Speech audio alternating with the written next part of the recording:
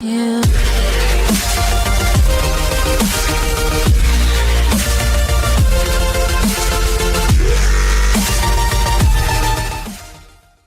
If you've ever created text layers in a Photoshop document or an Illustrator file, you're probably already familiar with how to create text inside of an After Effects composition.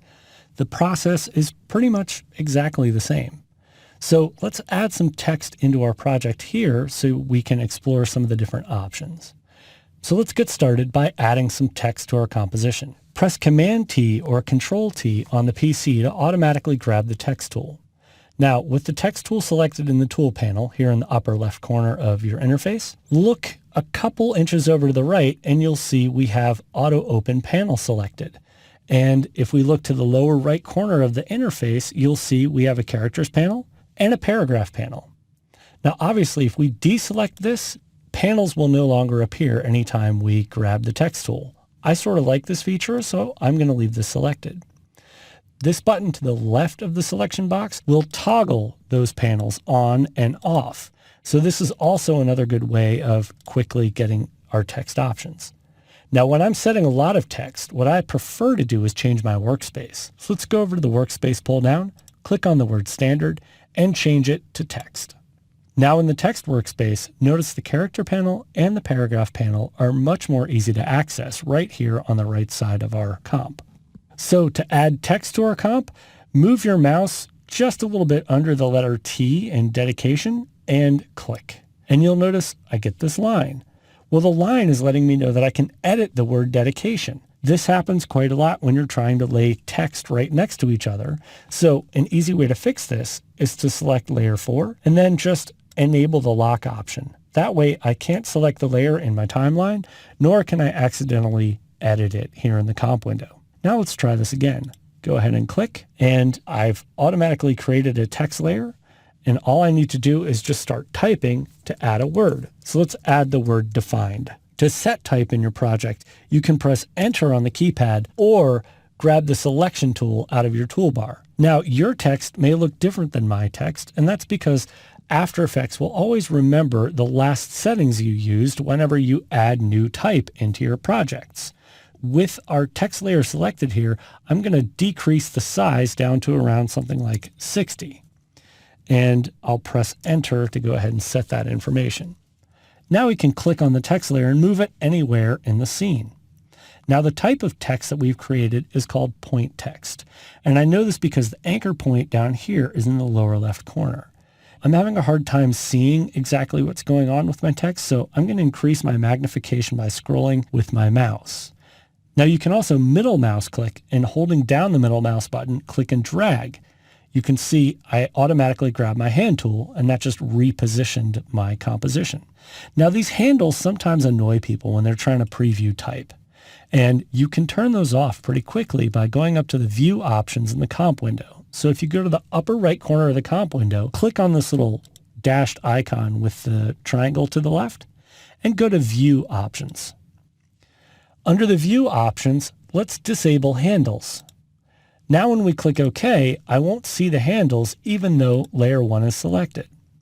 This is great, but it's really important that you don't forget that you turn that off, because that'll stay off anytime you continue working in the project. And sometimes if you forget, it can be kind of scary. So with the text layer selected, let's preview some different typefaces. In the upper right side of the character panel, I'm just going to make sure Helvetica is entirely selected. As long as the text layer is completely selected in your character panel, you can then use the up and down arrows to scroll through the different typefaces that you have installed on your system.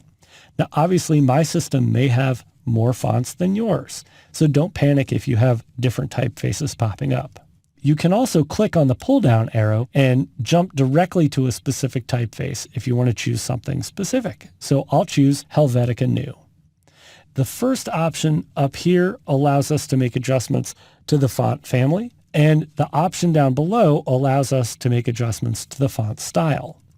If you press Tab on your keyboard, you can automatically jump down to the font style and again use the up and down arrows to choose different typefaces.